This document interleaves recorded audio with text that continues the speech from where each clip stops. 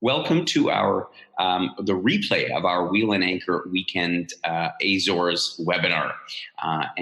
We did this several weeks back when the program was first released. And I thought that because we had actually a tremendous amount of interest in this particular destination, and a lot of questions came in, I thought it'd be a great opportunity to do a quick run through of the program again, give you the highlights, tell you a little bit about my recent experience there, and of course, get onto some of these questions that we got. So without further ado, let me go through the preamble. For any of you, I see a few familiar names and a few unfamiliar names, but if you have not joined us before, what Wheel and Anchor is all about is about bringing travelers together. So, you know, what does that mean? It's you have people in your own life, friends, acquaintances, and so on, that are well-traveled people, and you know what it's like to be in conversation with them, and it's just pleasant because you know the whole the flow of the stories that are told and so on and so forth, and that's really what we're about, is bring people like that together. My personal vision for our members is that you be well-traveled and well-connected, and in that same fashion as I was talking about meeting other travelers, you know that when you are in a room with other people who appreciate the beauty of the world and all these amazing things that we can experience out there, it's just different than if you're talking to people who just stay at home and who aren't passionate about travel, and they just don't relate to what you're saying. And so that also speaks to being connected to people not only here from Canada that you travel with, but also to people that you might meet along the way. So on our webinar tonight, just so you're aware who's here, myself, Gordon, founder of Wheel and Anchor. I think a lot of you will recognize me, and my colleague and co-founder, Joel, who's in the background providing technical support. Our plan this evening is to run through this Wheel and Anchor Weekend Azores program to give you, the traveler that's interested, you've heard a little bit about this and you want to know more about what the Azores is all about. I'm here to be your guide and your explorer on this journey, and we're going to take a look at this very interesting little archipelago of islands. There are 9 islands in this. You don't even see it on the map. I mean, honestly, if you scroll out Google Maps, it doesn't even show up. Yet, there's quite a remarkable history there in the exploration of the Americas and so on and so on and so forth. But the interesting point is that they're almost in the middle of the Atlantic Ocean between North America and Europe. So they're amazingly accessible for us, particularly for these people living in the Toronto area, because there are nonstop flights. One of the other things that I find really cool about the Azores, is ironic, is the fact that it's always very mild temperatures there. It's between 14 and 22 degrees. I was just there in the middle of November, just a few weeks back, and it was 21 degrees and sunny. I swam in the ocean. It was like July in Canada. It was really wonderful. Let's take a quick look at the map of our program. We're going to be focusing on the one island of São Miguel, which is the largest island in the archipelago, and the principal island where the capital, as it were. The Azores are semi-autonomous part of Portugal, and we're going to explore this island, because there's so much diversity to it. We're going to be staying for the majority of the time in Furnas. We fly into Ponta Delgada, drive over to Furnas. It's not that far. You can drive from one end of the island to the other in about an hour. We'll spend a time in Furnas from when we'll explore this volcanic crater, and I'll talk a little bit more about some of the itineraries we're going to do. We're going to see pretty much all of the main highlights of the island. So let's dive right into what the program entails. We are leaving. This program starts in March, the 20th of March. I picked that time of the year because it's still the off season, and yet again, because of that climate, the weather is often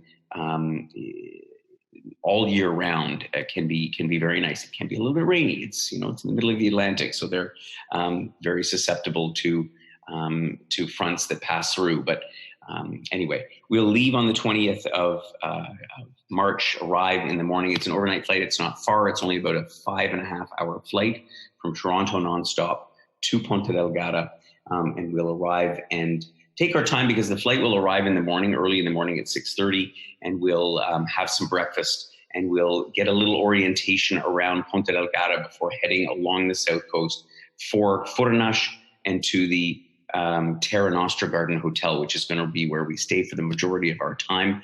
I was just there. It's a very unique property. It's won all kinds of awards and accolades for being so well sort of built into the environment. The design is quite contemporary, but the features of it are this incredible park, this botanical garden that it sits inside of, and wonderful trails for walking around. And in the middle of all that is, of course, the thermal pools. I'll tell you a little bit more about that in a moment, but it's quite a surreal landscape as you look out and you can see the sides of the crater all around you, all jungled, of course, because it's all long since a dormant volcano.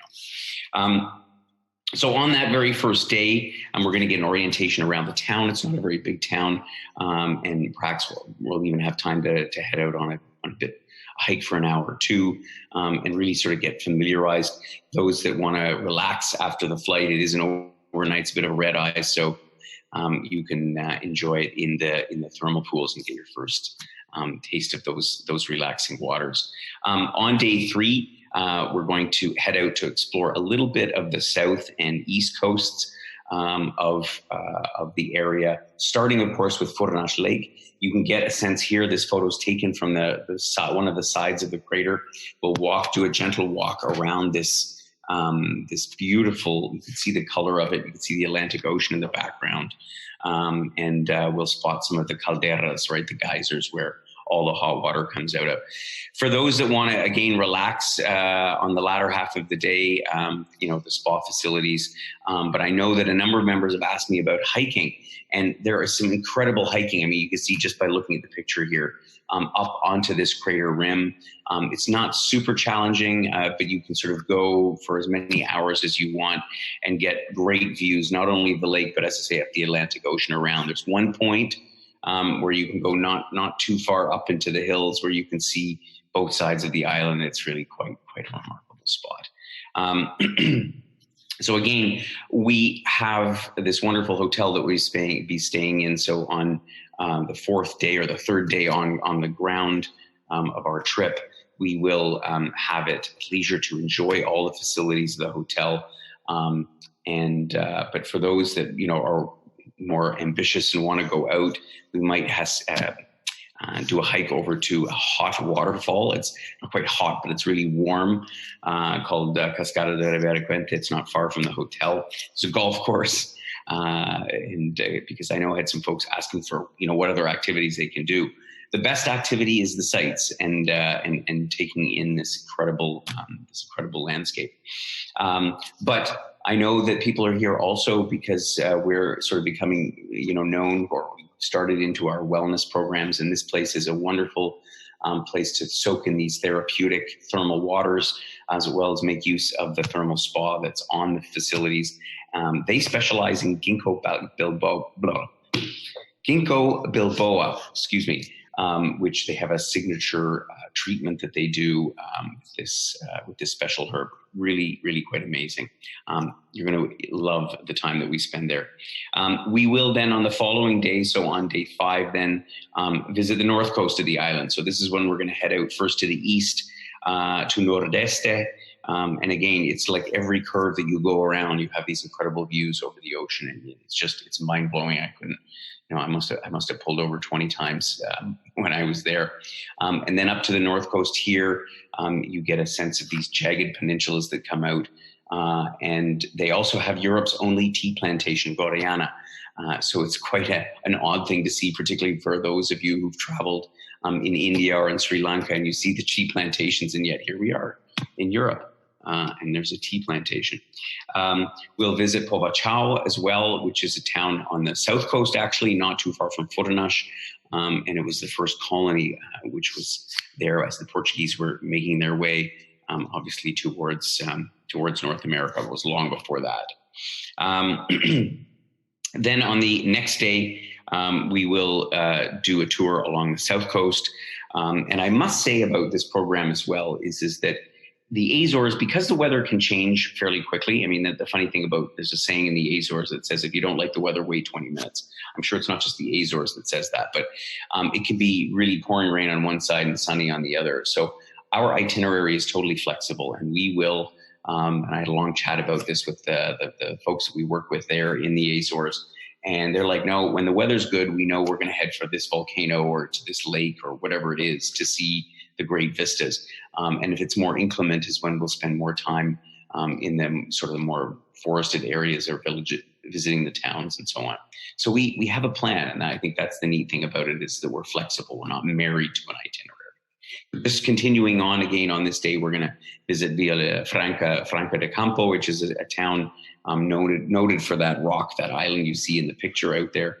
And we're going to then head over to Lagoa de Fogo, which was my favorite lake. I've actually hiked down and around part of this lake. If we have time, if the weather's good, and if we have lots of able-bodied members who want to go with us, we may in fact do the same. It's quite a picturesque site. And we'll also visit yet another caldera, or another hot spring called Caldera Bella, which is inside of a protected natural reserve. And you can see some of these formations from the canyon in the water that has created these beautiful sculptures. Towards the end of that day, in the afternoon, we'll be out at Lagoa de Sete Cidades, which is the three lakes, or it's two lakes. And one, it's really odd. It's actually one lake that is separated by a small isthmus, but one is sort of a blue and one is sort of a green. It's the most bizarre thing that you see. And again, also with the Atlantic Ocean in the background, it's truly, truly breathtaking. We'll end up our trip, I nearly dropped my glass of water. We'll end up our trip back in Ponta Delgada for the last evening, where we'll have a farewell dinner, and we'll stay at a lovely hotel directly on the seashore at the port. And we'll be able to, as I say, have our farewell dinner and spend our last night in town. In the morning, we're going to head out and do some whale watching. And the neat thing about the Azores is that there are whales and other marine life dolphins present in the seas all the time. So unlike other places where they sort of migrate through, and they have these guys that sit up in the observation towers on the hills of the island, and they still to this day, it used to be when they were obviously hunting for whales and so on, but nowadays it's really for the tourists, so they can go out and spot where, and geo sort of triangulate, I should say, where the actual whales are. So you have a very, very high chance of seeing whales when you're in the Azores. And then we'll wrap up our trip with a few hours in Ponta Delgada before we head to the airport and make our way back home. And that will be our 5-day weekend, as we like to call it, through the Azores or through São Miguel. And you'll get a wonderful, wonderful flavor of what this Portuguese outpost, if you will, is all about. Let me now take you through a few of the program details. First of all, the price. I was really pleased that we were able to get this program under 2,000 Canadian dollars. We're in at 1980 per person double, with a modest single supplement, as you can see. So I know we have a number of members who've signed up, wanted their own room. I think this is the time to do it. That includes four nights in the hotel, or 5 nights in total, breakfast and either lunch or dinner every day, and all of the sightseeing and so on that's mentioned. It's all detailed in our itinerary. And of course, the services of your Wheel and Anchor host throughout the trip, as always. And as usual, the only exclusions are travel insurance, of course, and any other meals and beverages, and the airfare. And just a word about airfares. I actually met with SATA, which is the airline of the Azores that carries passengers between Toronto and Ponta Delgada, as well as Terceira in the summertime. So we're able now to do add-on fares from other cities in Canada, which I think is great. So you're nonstop from Toronto in, as I say, about 5.5 hours. Last check is around $650-700, which is pretty good. And then there are add-on airfares available from other cities. So you can just come to Toronto and then hop on that nonstop flight. So it's quite accessible. If you have any other questions, and I'm just about to go to the questions that I've gotten on this, or leading up to this webinar. But of course, you can always email me at gordon@wheelandanchor.ca or info@wheelandanchor.ca, and we will answer your questions. But now I'd like to address any that you have for anybody that's on our webinar today. You please type in your question by scrolling to the bottom of your screen, and there's a button marked chat, and you can then pose your question and I'll attend to it there. I'm going to take a look at the ones that came in over the last couple of weeks. So Bill asked, can I go deep sea fishing? Well, as you can well imagine with the location, there are some interesting fish to fish there. So you could, on the last day, in theory, in lieu of going on the whale watching trip, there are boats that offer deep sea fishing. So that is a possibility for you, Bill. Then we had a question from Joan. What's the likelihood of seeing whales, and am I going to get seasick in these boats? Well, I addressed the whales. I mean, the fact that whales live in the seas around the Azores all year round means that there's never a guarantee. It's, of course, nature, but the odds are very, very high that you're going to see whales. I think they even make a guarantee that they'll give you a free trip when you come back. Of course, you may not be coming back to the Azores all that quickly, but nevertheless, that's how confident they are. As far as seasickness is concerned, yeah, the seas can be a little bit, quite a few swells in them. So if you are prone to seasickness, I wouldn't want that to dissuade you. But if you speak to your physician or a travel medical practitioner, they can probably suggest some, there's various ailments or various cures, if you will, or preventative measures you can take against seasickness. Then Janine asked, I'd like to hike. Are there enough opportunities to hike? Yeah, this question actually came up from a number of different people. There are, and again, because of the way we design any of these programs, you're not married to following the program exactly. If you would say, well, I'd rather not do that, car tour today, I'd rather hike up around the crater. Absolutely, we can facilitate that. There are wonderful hikes. I showed you a couple of pictures of places to hike, even just within a 20, 30-minute drive of Furnas. There's some great spots. So don't worry about that. If you like to hike, we will set you up for that. David asked, we always get the question about the weather. What's the weather really going to be like? Nobody can promise that, David. As I say, their average temperatures all year round are between 14 and 22 degrees. In March, I'm told that it's usually in the high teens. And weather, you never know what you're going to get. In the case of a given week, I mean, the odds are basically 50-50 that you might get a bit of rain. But as I say, the Azorians are very sly because when they see rain or rain coming on one side of the island, they sort of bolt over and drive over to the other side of the island. So it's not foolproof completely, but can promise you that we're going to show you a good time. Let's see. I think Joel, there was a couple other questions that came in.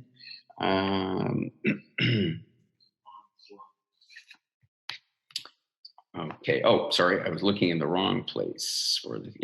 Oh, yes. Here we go. So Suzanne asked, what's the time zone compared to Toronto? It's 4 hours ahead of Toronto. So Portugal mainland is 5. The Azores is 1 less. So it's 4 hours ahead of Toronto, which again, another nice thing. You don't have as big a jet lag. It's just a little worse than going from the West Coast to the East Coast. Lisa asked, do you have any extension recommendations? My husband and I are interested in going on to Europe.